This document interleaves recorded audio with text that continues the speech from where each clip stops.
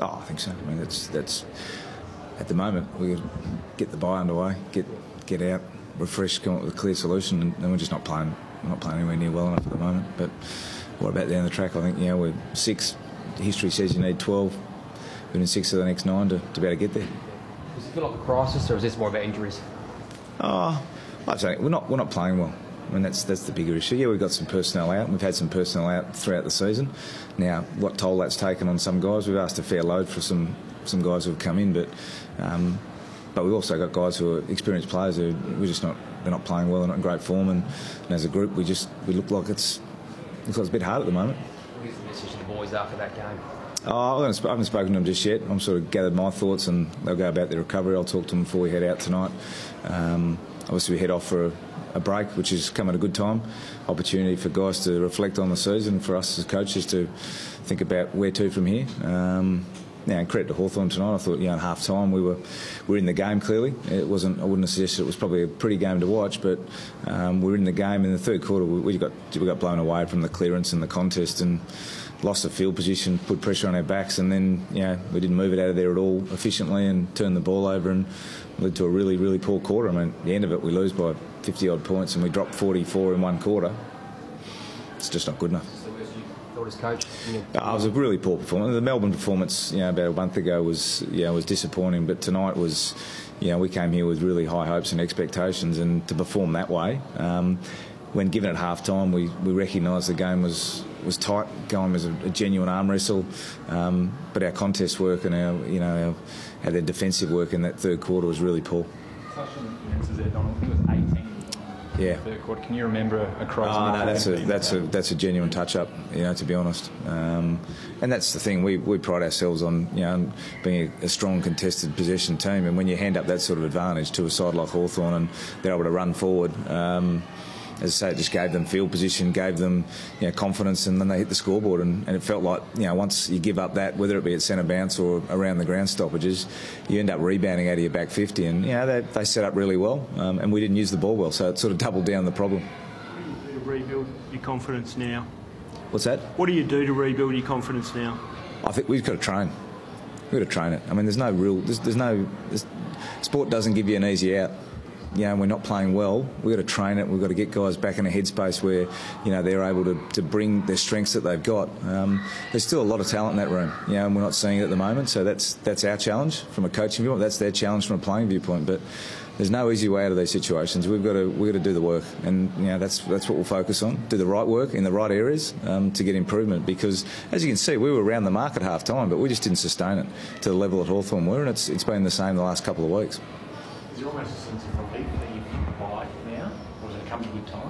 Oh no, I mean it's probably come at a good time, and we'll have to take stock and gather ourselves, and we'll get some cattle back, after the break, which will be helpful for us. But we need more from more at the moment. We need more from some of our guys who we know are capable of playing a lot better than they are, and that's a challenge. But it's a different journey for us this year.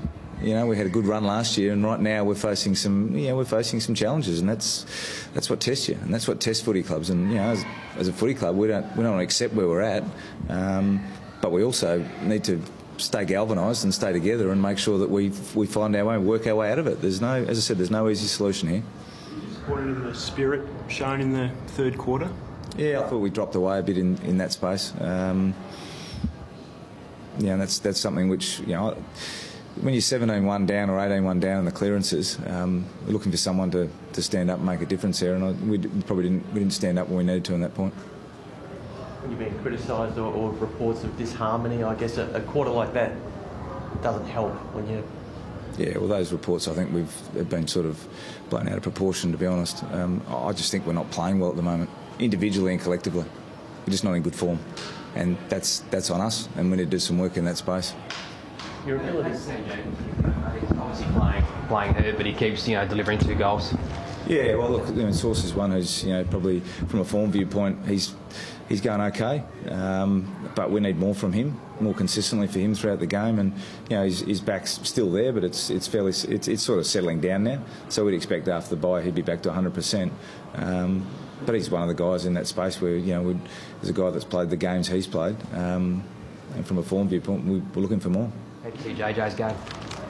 Oh, I have to go back and have a look at it. It's probably the same with the rest of the team. I mean, at the end of it, it's pretty inconsistent for all of our guys, to be honest. Do you feel like guys like Josh Jenkins and Taylor need to attack or hit up at the football a little bit more? They seem to be losing their forward structure.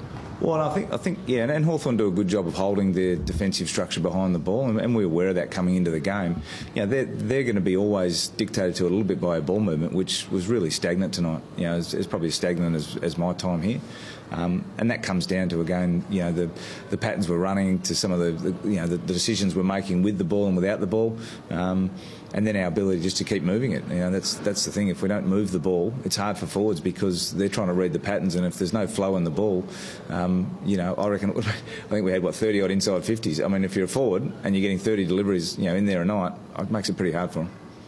4 or 5 guys who were scheduled to potentially be back after the bye. Do you bring them all back in at once? Are some of them going to go? Well, they should be. I mean, Luke Brown missed this week with an ankle, so he should be available. Rory Laird and Tom Lynch, who were close this week without, you know, probably being there. They're probably 3 or 4 days short. You expect they'll both be right. And Rory Sloane should be available as well. So those 4 guys there, if they're available, they're all high quality type players. We'd expect they'd come in and play. Yeah. That ball movement out of the back half was something you were so good at last year. I mean, is it a personnel thing, or do you need to have a look at, tweak a few things? Well, we'll look at it in terms of as you say, it was something which was one of our great strengths last year. But we're not as fluid, and we're not say moving it as quickly as we were.